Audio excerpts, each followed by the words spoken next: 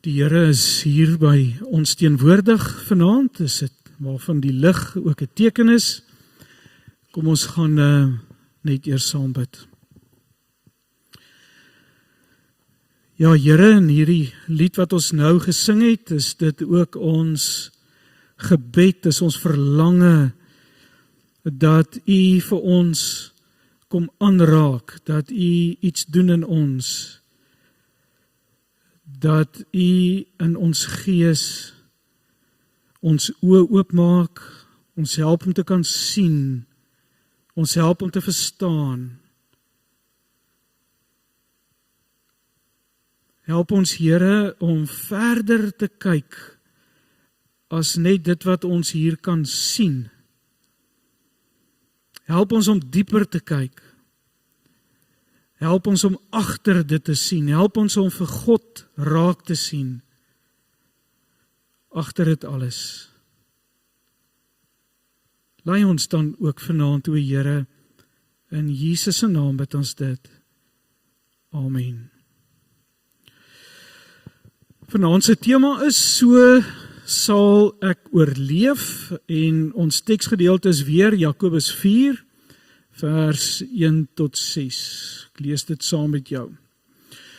Waar kom al die oorloë en gevegte onder julle vandaan?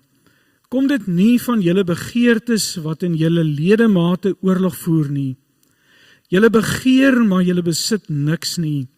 Julle pleeg moord en is vol jaloesie, en julle kan niks bereik nie. Julle veg en maak oorlog, en tog het julle niks, omdat julle nie bid nie. Julle bid, en julle ontvang nie, omdat julle op die verkeerde manier vra, sodat julle dit in julle welles kan deurbring. Egbreeksters, weet julle dan nie, dat vriendskap met die wêreld vyandskap teen God beteken nie. Wie ook al 'n vriend van die wêreld wil wees, maak homself 'n vyand van God. Of dink julle dat die skrif verniet sê, dat God hinker met besitlikheid na die gees, wat hy in ons laat woon het? Ons lees net tot daar.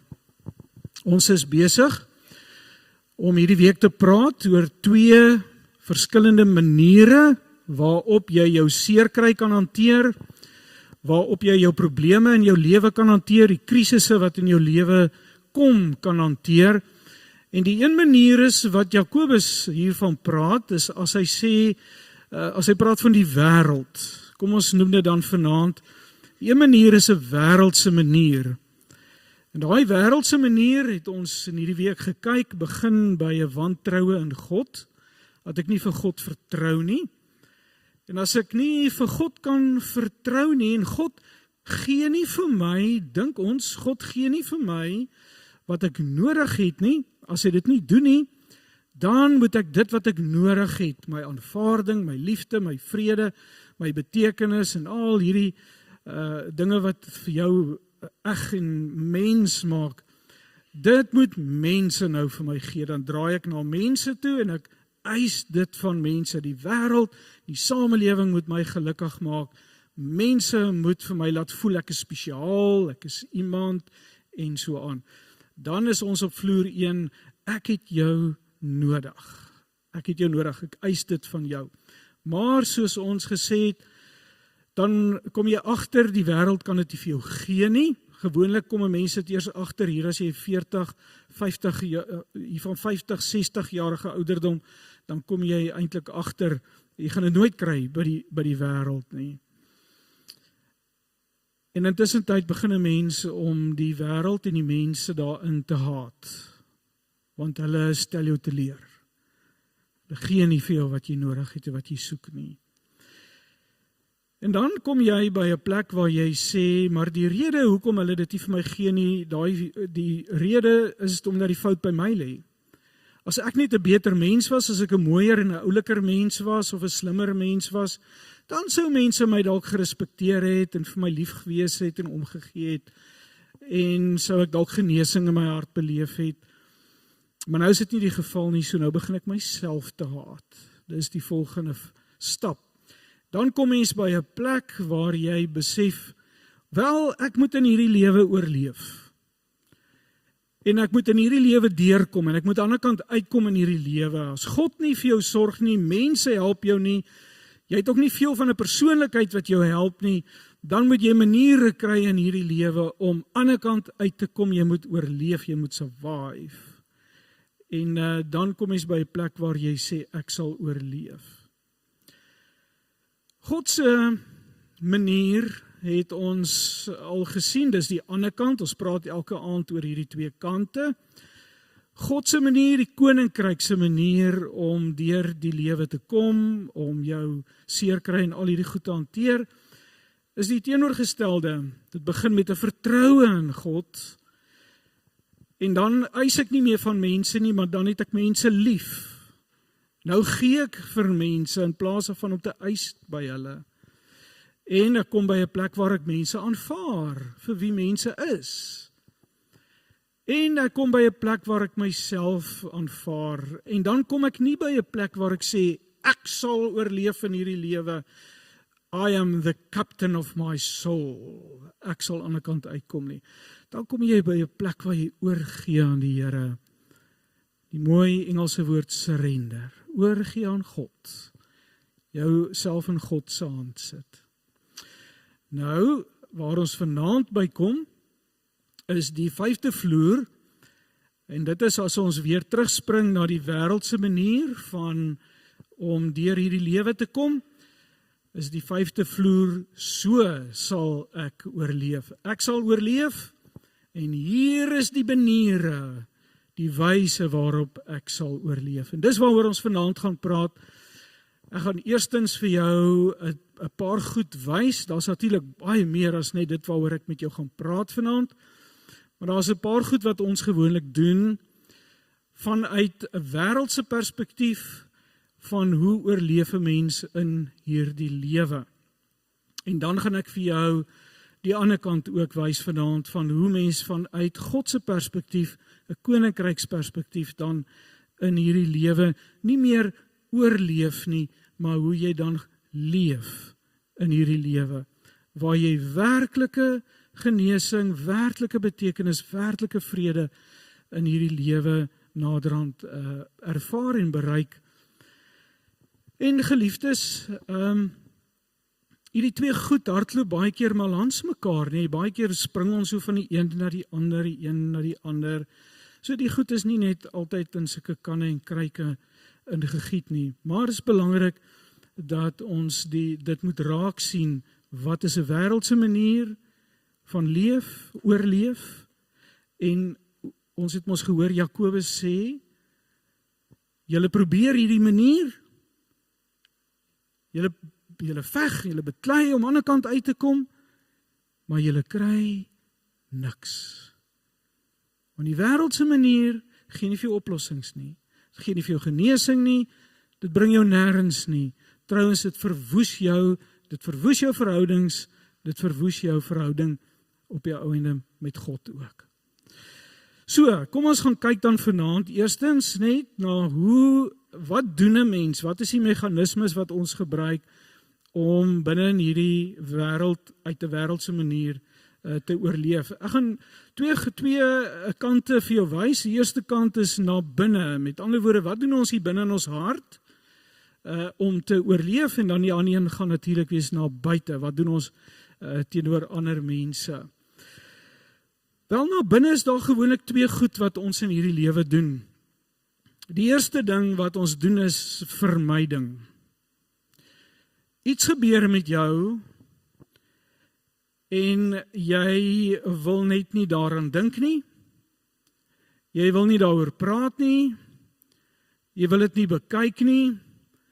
En ten diepste sê 'n mens vir jouself en vir ander, oortuig jy jouself later van ek is okay en ek is sterk genoeg om hierdie ding te hanteer. Ek kan hier deurkom. Ek sal oorleef. Nee. Geliefdes, jy weet, as ek groot bedrag geld moet betaal, dan maak ek my oë toe, want ek wil nie my bank se saldo sien nie. Ek vermy daai ding. En as ek weet ek raak al hoe meer in 'n maand in die moeilikheid, dan as ek iets moet betaal, as jy mos nou op die app gaan, dan kan jy mos nou kies of jy na jou rekening wil kyk en of jy sommer direk na payments toe wil gaan. Ek gaan direk na payments toe, want ek vermy dit om daardie ding te sien wat hier voor my lê. Maar so maak ons met baie goed in die lewe, nê? Ons vermy gesprekke, moeilike gesprekke wat ons met mense moet hê. Ons vermy mekaar, as daar iets tussen mekaar is. En as daar seer goed met ons gebeur het, traumatiese goed met ons gebeur het, dan vermy ons dit. Ek weet van mense wat hulle liggame begin agteruit gaan, hulle begin siek raak, en dan is daar mense wat al vir my gesê het, ek gaan net nie dokter toe nie, want as ek dokter toe gaan hy my slegte nuus gee. So ek vermy dit. Wil nie daar gaan nie. Maar die probleem is, geliefdes, met die dat ons dit so probeer vermy, goed wat vir ons moeilik en swaar is, wat vir ons sleg is in hierdie lewe, is ons koppe so aan mekaar gesit, dat jou kop weet, die manier hoe jy genesing gaan kry, is wanneer jy gekonfronteer word met dit. Wanneer jy die realiteit van dit raak sien. So wat jou brein dan doen is, jou brein bring hierdie ding wat jy so vermy, aan mekaar terug na jou toe. Ons praat van, daar vind 'n betreding plaas gedurig in jou brein met hierdie goed wat ons probeer wegdruk. Party van die goed is al jare wat ons dit wegdruk, wat uit jou kinderjare uitkom. Goed wat met jou gebeur het, goed wat jy in jou huis ervaar het, nooit met iemand daaroor gepraat het nie, want ons dink dit is makliker as ek nie daaroor praat nie. Is soos 'n vrou wat byvoorbeeld 'n babietjie verloor het met geboorte, wat net nooit weer verby 'n hospitaal ry nie. Want die hospitaal se kyk bring dit weer terug, die pyn, nê? Maar die goed kom terug op maniere wat jy nie wou gehad het nie. Een van die maniere is hierdie ding maal in jou kop. Ons praat baie keer van 'n monkey mind. Het jy al in die aand in die bed geklim, dan probeer jy slaap, en dan maal hierdie goed so oor en oor en oor in jou kop. Ek het al partykeer, dan staan ek op, dat ek net iets anders gaan doen, dat ek net gaan stort, of net gaan iets lees, dat ek net hierdie kop van my net tot bedaring bring, en as ek in daai bed klim, dan gat hy weer, en dan maal hy oor hierdie selfde ding, nê. Ek het eendag in 'n gemeente 'n moeilike ding gehad, in 'n moeilike situasie, en hierdie ding het bly maal in 'n mens se kop. Jy weet mos wat doen ons, nee, veral as dit nou 'n moeilike ding is, jy speel hierdie scenario's in jou kop af, gesprekke wat jy gaan voer, dan voer jy hierdie gesprekke in jou kop voor die tyd, oor en oor en oor, dan vind daai gesprek nooit plaas nie. Maar in elk geval, en ek sê vir myself, ek moet hierdie ding nou uit my kop uitkry, en ek klim op my fiets, en ek gaan ry, en ek sê vir myself, ek gaan oor hierdie ding dink, en aanhou dink, en aanhou dink, en aanhou dink, tot ek nou siek en sat is aan hierdie ding gedink. Gaan hierdie ding in die oë kyk. En ek dink ek het 5 of 10 minute gery, en toe is dit verby, toe is dit weg. Want ek het die moeite gedoen om die ding in die oë te kyk. En te sê, kom ek konfronteer dit. Ander maniere hoe goed na ons terugkom is deur drome, nagmerries, veral trauma wat met jou gebeur het, baie slegte goed wat met jou gebeur het. Ons druk dit weg, maar vannag droom jy daaroor, jou onderbewuste druk dit hier in jou bewussyn in, sodat jy dit moet konfronteer. Of terugflitse is jy sit so, en dan bang, dan is hierdie ding so in jou kop, in jou gesig wat jy hier sien, en jy wou nie daaraan dink nie, en jy nie gedink jy gaan weer daaraan dink nie, en hier is dit nou in jou kop, nee, so terugflits wat kom. Of 'n ander ding is wat ons noem snellers of triggers. Dit gebeur ook veral wanneer 'n mens slegte ervarings het, veral met trauma byvoorbeeld, wanneer tydens die ding wat met jou gebeur, dan is daar reuke, daar is goed wat jy sien, daar is goed wat jy hoor, En iewers vorentoe in jou lewe, dan ruik jy weer daai selfde ding, of jy hoor daai selfde ding, of jy sien dieselfde ding, en as jy dit ruik of hoor of sien, dan voel jy hoe jou keel toetrek, jy voel hierdie angs, jy voel hierdie woede, jy voel hierdie hartseer, jy voel weer soos jy gevoel het toe die ding met jou gebeur het. Ek het op 'n stadium 'n meisie gesien, en sy bly in Johannesburg. Sy is in haar woonstel aangeval deur 'n paar mans, en een van die mans het Nike skoene aangehad. En sy het by my beland vir traumaterapie, want sy sê, as sy in die straat loop, dan loop sy heel rustig en dink aan allerlei mooi goed, en dan sien sy hier voor haar iemand met Nike skoene. Sy sê, en dan trek haar keel toe, die sweet slaan uit, en sy raak kort asem, en sy voel weer soos daai nag in die woonstel. Tot so mate dat sy in 'n winkel moet ingaan, en net haar asem moet terugkry.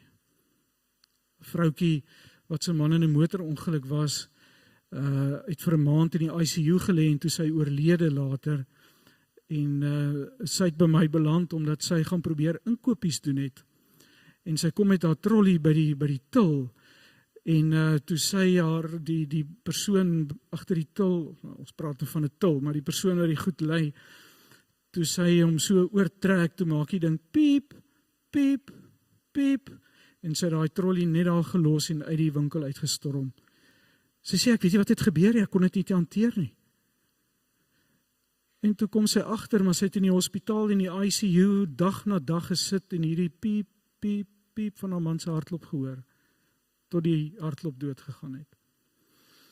So, die goed kom terug na jou toe, op maniere en plekke wat jy nie dit wil hê nie. Partykeer kom dit terug met jou deur jou gedrag, woede uitbarstings wat mense kry, baie woede uitbarstings het eintlik maar te doen, nie alles nie, maar het partykeer maar te doen met baie slegte goed wat met jou gebeur het, gevoel van magteloosheid iewers in jou lewe en so aan, of selfs huil. Ek onthou, jare terug was ek gediagnoseer met uitbranding in 'n gemeente, en ek het geweet ek is in die moeilikheid, toe ek die dag, ek het atletiek afgerig, en ek sit daar op die paviljoen, die kinders het gaan hardloop, en op een of ander rede oorval hierdie ontsettende hartseer my, en ek begin daar sit en ek huil, en ek kan nie verstaan hoekom huil ek nie. En ek het daar opgestaan, en daar was 'n sielkundige in ons gemeente, en onmiddellike afspraak met hom gemaak, en gesê, ek weet nie wat met my aangaan nie, maar ek dink ek is in die moeilikheid. Ek sê, ja, jy is. Partykeer kom hierdie goed deur sulke tipe gedrag uit, nê, en dan natuurlik depressie. Geliefdes, natuurlik is alle depressie nie as gevolg van goed wat met jou gebeur het nie, maar daar is ook depressie wat in 'n mens kan teenwoordig wees as gevolg van die feit dat jy goed onderdruk. As gevolg van die feit dat goed van wat met jou gebeur het, daar lê en dit lê en dit lê en dit tap jou lewensenergie. So die eerste ding wat ons probeer doen is ons vermy goed. Maar jy kan maar goed probeer vermy. Ek beloof jou vanaand, hulle kom terug na jou. Dis presies wat Jakobus sê. Ons probeer op 'n wêreldse manier hier goed hanteer. Ek is sterk om goed te hanteer. Hy byt jou iewers. Hy byt jou iewers. Vir al die geleenthede wat jy dit nie wil hê nie. Maar die tweede ding, as die vermyding nie werk nie en jy kom nou agter, jy begin nou te droom en die flashbacks is daar en die snellers is daar, dan doen ons 'n tweede ding en dan druk ons dit dood. Ons vermy dit nie net nie, ons druk dit dood. En hoe mense, of jy verdoof dit, en hoe ons dit doen, party mense gebruik alkohol, in ekstreme gevalle gebruik mense dwelms, maar as ek my ou drankie gedrink het, dan voel ek sommer heel wat beter. Ek wil vanaand net vir jou dit sê. As jy enige goed gebruik om jou te laat beter voel, het jy 'n probleem. Want dis jou manier hoe jy 'n ding dooddruk. Party mense druk dit dood deur kos. Eetversteurings wat mense het. Ek praat so ruk terug met iemand, groot man, wat baie eerlik sê, weet jy wat, ek eet tot ek beter voel. Dan dink ek, hoe ver sal ek moet eet voor ek beter voel? Ek eet tot ek beter voel, né? Dis hoe party mense dit hanteer. Party mense beseer hulle self, veral kinders, tieners wat hulle self sny, hier op hulle bobene of op hulle arms. As jy jou hier sny, dan voel die pyn hier binne beter. As ek dit doen, ek verplaas die pyn na 'n liggaamlike fisiese pyn toe. En dan natuurlik wat ek sommer nou noem klomp klein verslawingkies wat ons baie keer maar in ons lewe het. Geliefdes, dis goedjies soos dat ons is konstant op sosiale media, ons is konstant op ons foon, ons is konstant besig om ons brein besig mee te hou. Jy weet, dis die ding maar van ons samelewing waarin ons leef. Ons kan nie stil word nie.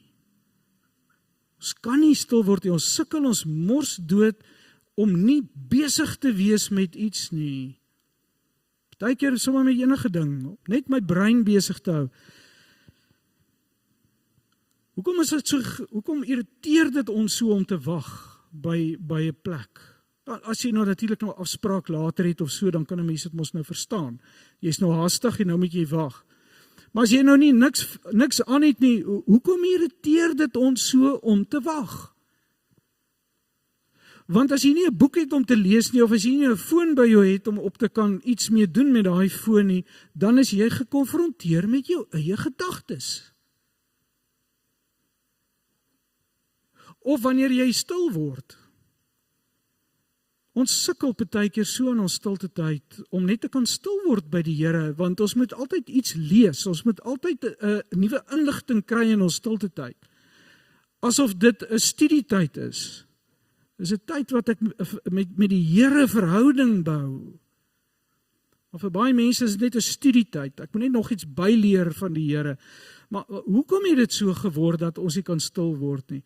Geliefdes, want as jy moet stil sit en stil word en net by die Here kom sit, dan kom al die spooke in jou kop op, wat jy nie daar wil hê nie. Dan word jy gekonfronteer met wie jy is, en wat hier binnekant jou kop aangaan.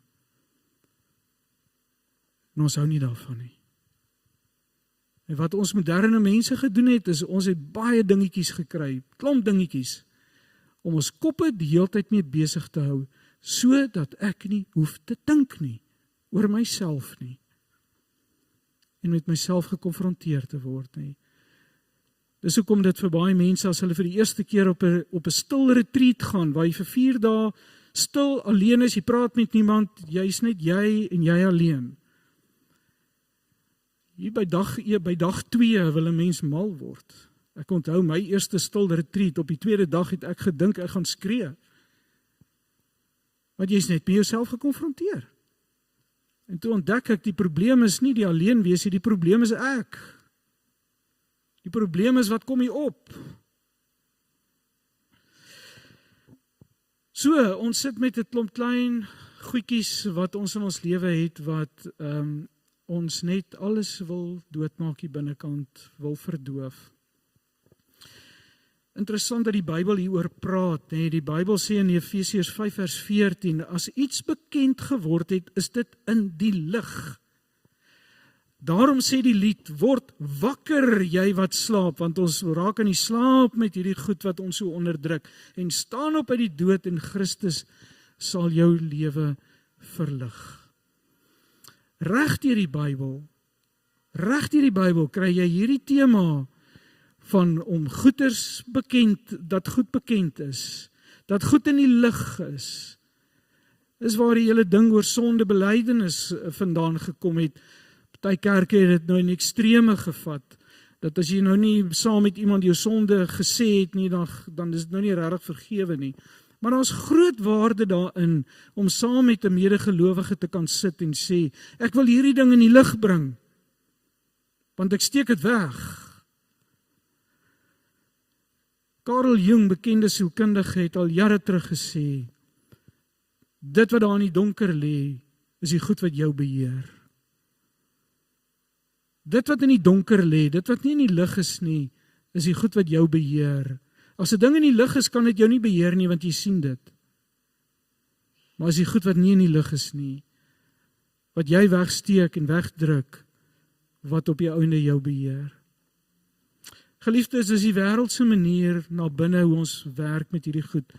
Na buite, hoe werk 'n mens op 'n wêreldse manier na buite? Weer eens net daai teksgedeelte van Jakobus, waar kom al julle oorloë en gevegte onder julle vandaan? Kom dit nie van julle begeertes wat in julle ledemate oorlog voer nie? Julle begeer, maar julle besit niks nie. Julle pleeg moord en is vol jaloesie en julle kan niks bereik nie. En met elkeen van hierdie 3 goed wat ek nou vir jou gaan wys, bereik jy niks meer nie. Die interessante is, ons hou nie daarmee op nie. Die interessante, ons kan nie raak sien dat dit vir ons by niks uitbring nie. Dat dit nie oplossings gee nie. Ek het al by mense gesit, dan gebruik hulle een van hierdie 3 goed in hulle huwelik en dan sê ek vir hulle na ruk, werk dit vir julle? Werk dit vir julle om so met mekaar te maak? Dan sit hulle daar en skud hulle kop, nee. Sê, hoe kon doen julle dit? Want jy bereik niks daarmee nie. 3 goed, al 3 begin met 'n H. Ek gaan die Engelse woorde vir jou gee, dan kan jy dit lekker onthou. Al 3 begin met 'n H. En ons gebruik die Engelse terme daarvoor, sodat hulle met 'n H begin. Eerste een is hurtful. Nou dan nou, wat ons gesê het, ons wil van die wêreld goed eis en goed kry. Ek wil dit van my lewensmaat kry, van my kinders kry, van my kollegas kry. Wil ek by mense en by hierdie wêreld goed kry, wat God mos nou skynbaar nie vir my kan gee nie. En dan gebruik ons hierdie 3 maniere om dit te kry. Die eerste een is hurtful. Hurtful is goed soos woede, nê? 'n woede-uitbarsting. Elkeen van hierdie 3 goed het ons in ons kinderjare agtergekom, as ek dit doen, dan werk dit vir my. Miskien sê jou eie kinders onthou, jou kinderjare is dalk te ver terug om te onthou, maar jy sal ook jou kinders nog onthou. Wat het gebeur toe 'n mens 'n kind was? Jy het geleer, as jy die lewe vir jou ouers moeilik maak, en jy gooi 'n tantrum, en jy raas, en jy huil, en jy skree, baklei, en met jou boetie, of sussie, of wat ook al, dan kry jy wat? Jy kry aandag. Nou kry jy aandag. Partykeer is dit dalk 'n pak slaag, of negatiewe aandag, of wat ook al, of 'n geraas, maar jy kry aandag ten minste. So hoe kry jy jou ouers om aan jou aandag te gee, as jy maak die lewe vir hulle moeilik? Ons leer dit as 'n kind, en ons vergeet dit nooit nie, word ons volwassenes, dan gebruik ons hierdie selfde manier, wanneer ons volwasse is. So ek gooi 'n woede tantrum, want as ek dit doen, dan skrik mense vir my. Ons het nou die dag baie daaroor gepraat. Ek gaan nie veel verder daaroor sê nie. En dan gaan mense reageer, as ek nou my speelgoed uit die kot gooi. Of ons beledig mense, nê? Jy's altyd so, jy's altyd lui, jy's altyd laat. Is nie waar nie, mense is nie altyd laat nie. Partykeer laat, maar nie altyd nie. Ons beledig mense, of ons gee kritiek teenoor mense. Natuurlik is daar 'n ding soos gesonde, goeie kritiek, waar 'n mens sê, hoe kan ek hierdie verbeter? En 'n mens hoor, miskien kan jy eerder dit doen of dit doen, en dan verbeter jy. Geliefdes, maar die meeste van die kritiek wat ons gee en wat na ons toe kom, is nie uit daardie hart nie. Ons dink, ons wil iemand help. Ons dink in ons huwelik, ek wil net my man help, my man is tog so onbeholpe mens, kom ek help hom net 'n bietjie om goed daarom nou reg te doen. Of my vrou wil ek net 'n bietjie help, jy weet. En dan gee ons hierdie kritiek en die kritiek en die kritiek. Weet jy wat sê kritiek vir iemand? Jy's nie okay soos jy is nie, hoor. Jy's nie okay soos jy is nie, jy moet verander en dan kom jy op my standaard. Dan is jy okay. Moenie worry nie, ek sê jou daar kry. Ek sê jou genoeg kritiseer, dan kom jy daar. Hoekom kritiseer 'n mens mense? Wel, 2 redes. Die eerste een, as jy doen wat ek wil hê jy moet doen, dan lyk jy goed in die samelewing en dan lyk ek goed saam met jou in die samelewing. Maar die tweede een is eintlik die diep rede. En dit is wanneer ek vir jou foute kan uitwys. As ek en jy hier langs mekaar is, hoe wen ek? Hoe word ek 'n beter mens as jy? Hoe kan ek myself laat uitstyg bo kan ander mense? Wel, ek kan nie veel beter doen as wat ek doen nie, maar wat ek wel kan doen is ek kan jou afdruk.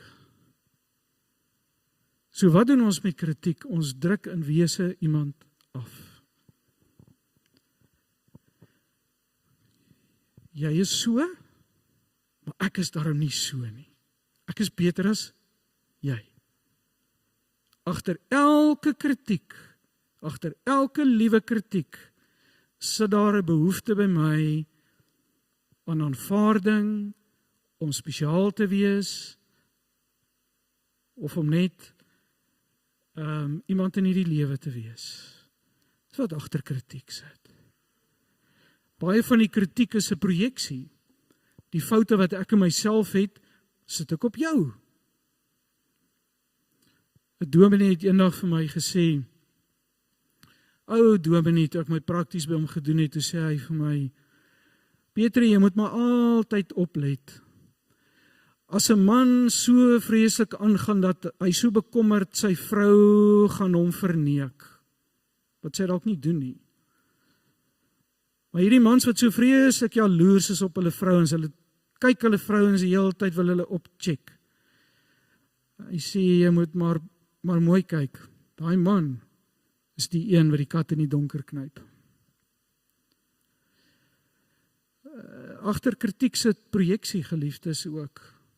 Jesus het dit mos vir ons gesê, hy sê, jy wil die splinter uit jou broer se oog uithaal, maar die balk in jou eie oog sien jy nie raak nie. Jy sien net die splinter raak. Nog 'n manier van hurtful, dat ek maar 'n bietjie vinniger hier deurgaan, is kinder en stories vertel oor mense, dit doen presies dieselfde as kritiek, dit tel my op en dit bring jou af. Daai gevoel wat ons hier binnekant het, ek moet hierdie vir iemand vertel. Ek het hierdie ding gehoor oor daai mense, ek moet dit net vir iemand vertel. Die rede hoekom jy hierdie brandende begeerte het om hierdie storieetjie net vir iemand te kan vertel, is omdat jy 'n brandende begeerte het om te voel jy's beter as daardie mens wat hierdie ding aangevang het. En is ons nie bly as ander mense droog gemaak het nie? Is ons nie bly om te hoor hoe sleg is ander mense nie? Want dan lyk dit vir ons so goed teenoor hulle. Dis hoekom Paulus skryf en hy sê, die liefde verheug hom nie oor die kwaad nie. As jy werklik lief het, is jy ontsteld oor dit wat gebeur het. Jy is nie opgewonde daaroor om dit vir almal te wil vertel nie. Jy huil daaroor. Maar die rede hoekom ons kinderstories so goed aandra, geliefde, is ten diepste daaroor dat dit laat my beter voel, beter lyk. Die volgende een, of hurtful ten diepste kan 'n mens sê, is altyd negatief gerig teenoor die ander persoon. Ander een wat ons gebruik is helpless, begin ook met 'n H. Helpless is wanneer ek hulpeloos is, ek kan tog nie ietsie doen nie. Iemand kom vra jou, jong, jy het nou die dag so lekker koek gebak nie. Wil jy nie vir ons bazaar sommer 'n lekker koek bak of vir my verjaarsdag 'n lekker koek bak nie? Ek sê jou betaal daarvoor. Nee, ek kan mos nou nie eintlik 'n koek bak nie.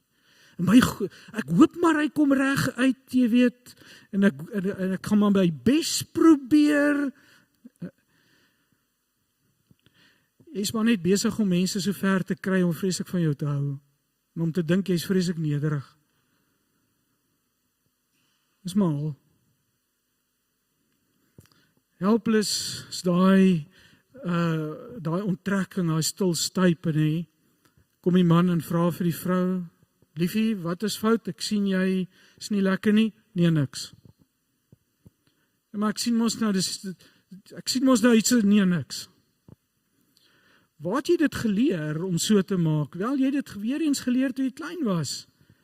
Iewers het jy jouself in die kamer gaan onttrek en jy voel jammer vir jouself. Niemand is lief vir jou nie, niemand hou van jou nie. Nee, dan kom mamma, dan klop sy in die kamer en dan sê sy vir jou, "Ai, is jy okay? Wat's fout?" En wat is die beloning wat jy daaruit kry? Hulle stel in jou belang. So jy kom agter, as jy hulpeloos raak, selfbejammerend raak, en sulke goeders doen, dan, nou is my skerm weg. Kom ek druk gou hierdie in.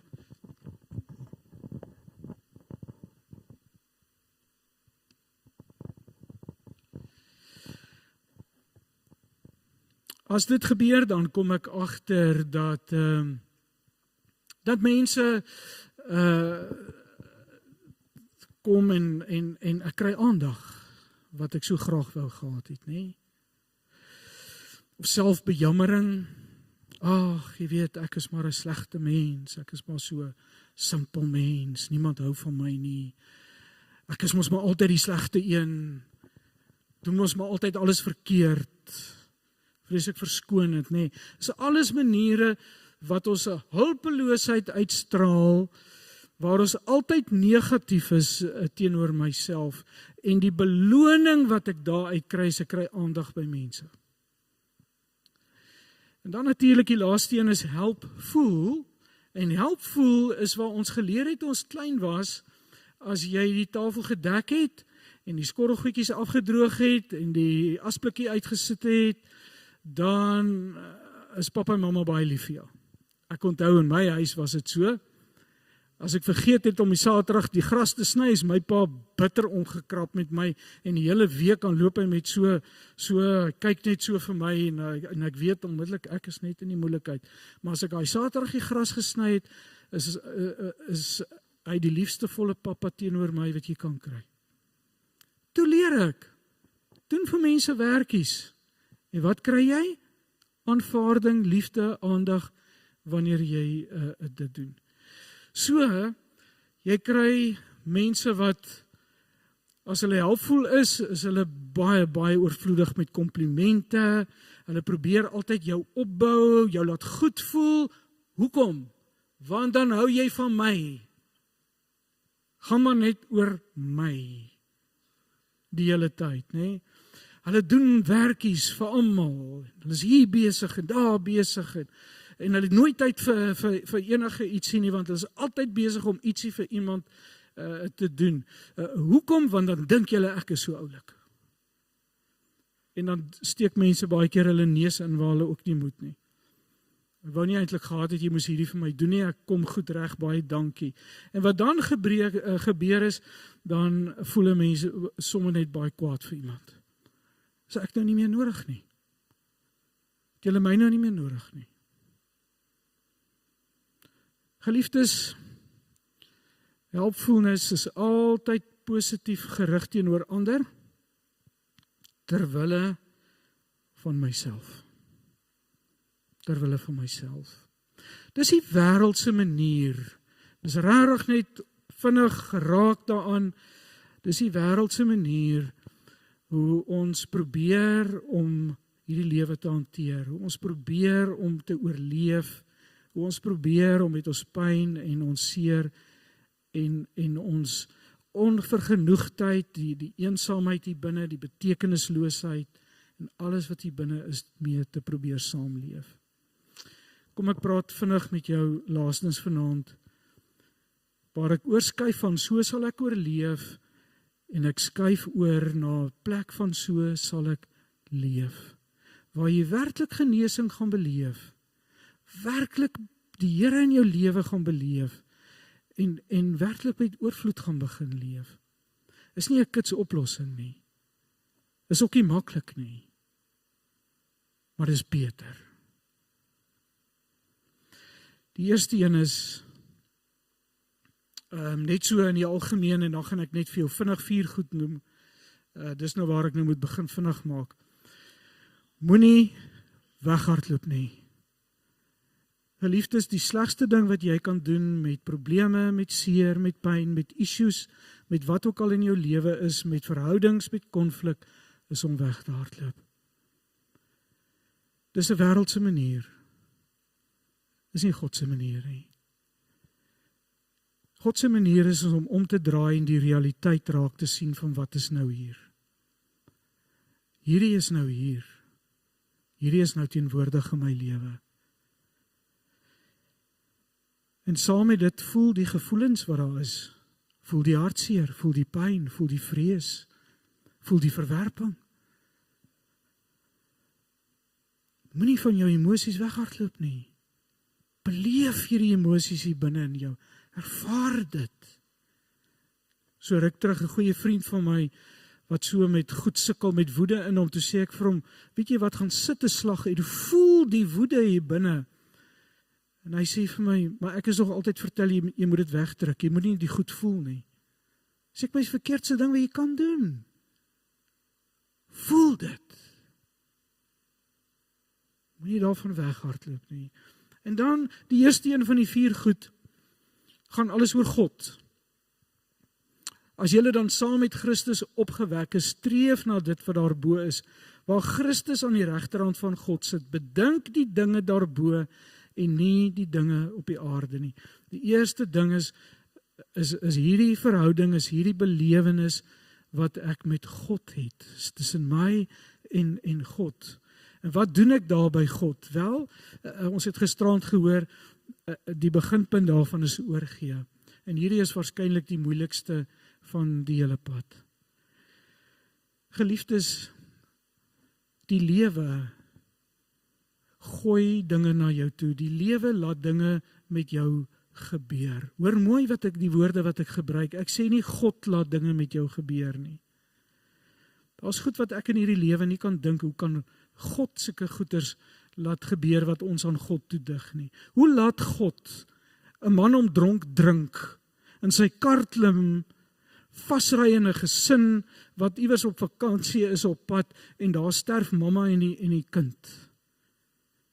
Ai, dit was die wil van die Here. Was dit die wil van die Here dat 'n man moet dronk drink om 'n kind en sy mamma dood te maak en 'n pappa en die seun agter te los? Nee, daar's goed in hierdie lewe wat met ons gebeur. Hoekom? Daar's baie redes, goed daarvoor, party het ook nie eens redes nie. Maar goed gebeur met jou. Oorgee beteken in die eerste plek, ek is nou hier. Ek is nou hier. Ek kan hierteen skop, ek kan hierteen beklei, ek kan hierteen raas, ek kan hierteen huil, ek kan my vuis na die hemels wys, soos wat is daai ou wat op daai skip mos gery het, die vleerde Hollander, sy vuis wat hy so vir God uitgesteek het. Wel, jy kan maar die vuis uitsteek, die storm is nou hier. Jy is nou hier. Dit het gebeur. En oorgee beteken, dit wat hier is nou in my lewe. Is oké. En ek vertrou die Here vir hierdie pad vorentoe. Ek weet nie hoe nie, ek weet nie wat nie, ek weet nie waar gaan ons uitkom nie, maar ek vertrou dat in hierdie ding waarin ek nou sit, ek vertrou dat God genoeg is. Ek vertrou dat God goed is. Ek vertrou dat God my sal dra, dat God genoegsaam is vir my, om hier aan die kant uit te kom. Ek sukkel om te slaap wanneer dit Pinkster is. My kop maal elke aand as ek by die huis kom, tot watter tyd. Maandag, hier by 2-3 uur die oggend, toe ek nou nog nie aan die slaap geraak het nie, toe begin ek bid en ek sê, Here, ek moet nou nog môre werk. U moet my nou help dat ek slaap. En onmiddellik kom hierdie gedagte by my op. Maar God is vir my ook môre genoeg. Ek sal oké wees. En Dinsdag was ek oké. En Woensdag ook en vandag ook. Met al die min slaap. Môre sal ek dalk bietjie uitmekaar uitval. Maar weet jy, as ek nou môre uitmekaar uitval en ek gaan nou lê en slaap, en dan slaap ek, dan is God ook daar. Hy is genoeg. En as 'n ou kyk na jou bankbalans en hoe die ding al minder en minder raak en daar is nie meer oorveel nie, God is ook daar.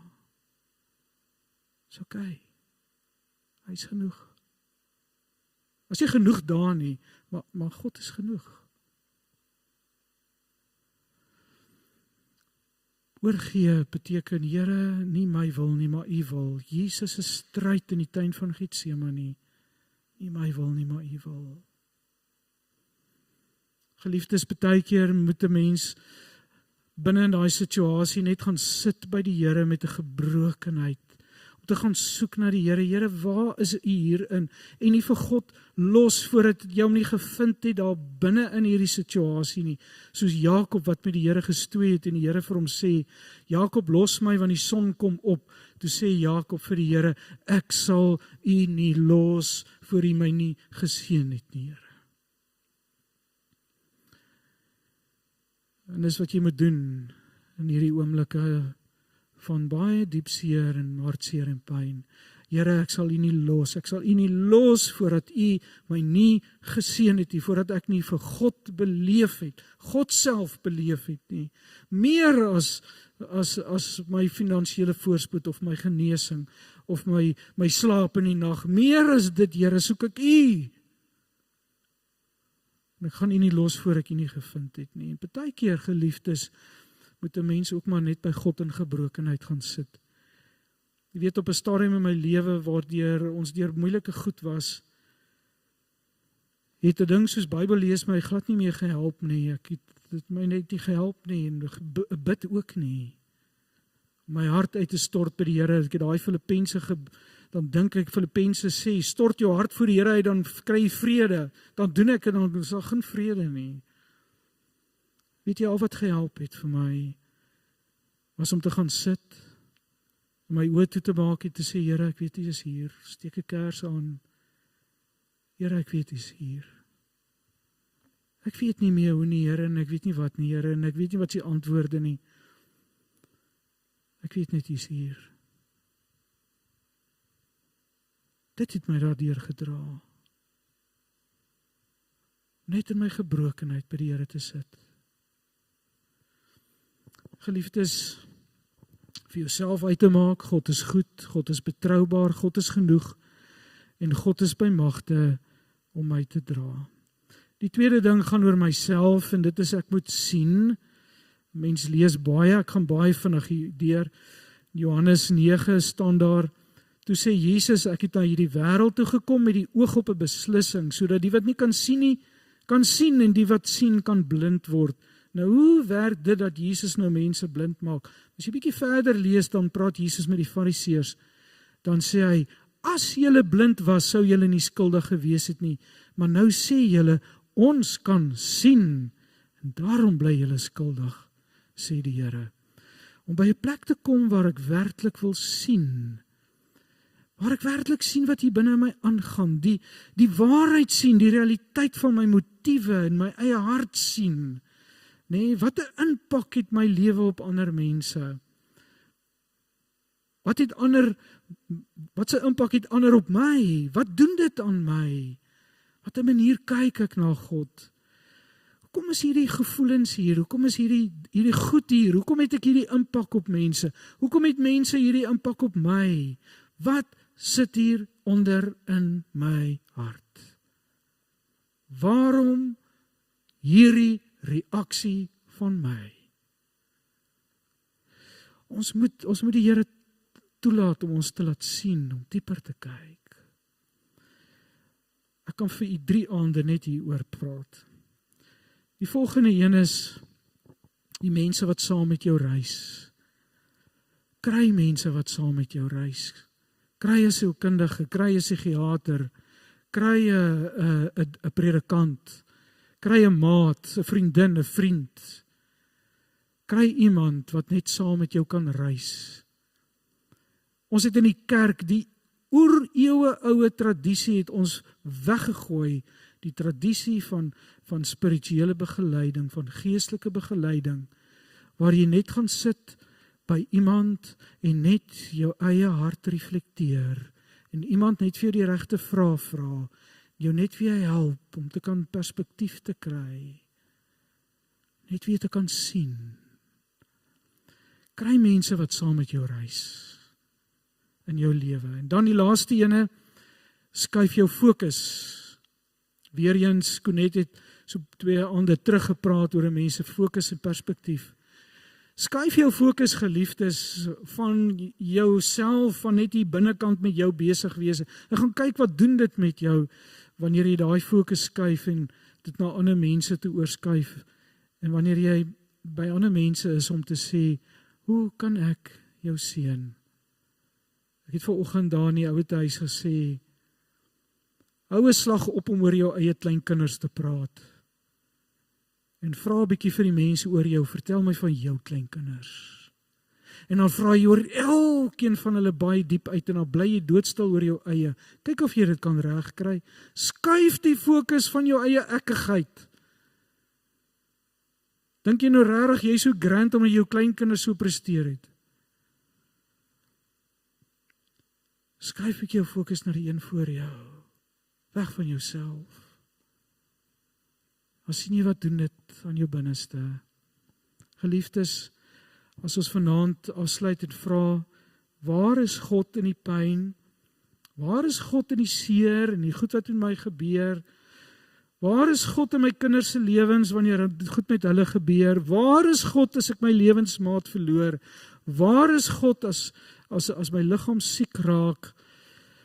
Waar is God in my finansiële krisis? En dan wil ek vanaand vir jou sê, ek weet presies waar hy is.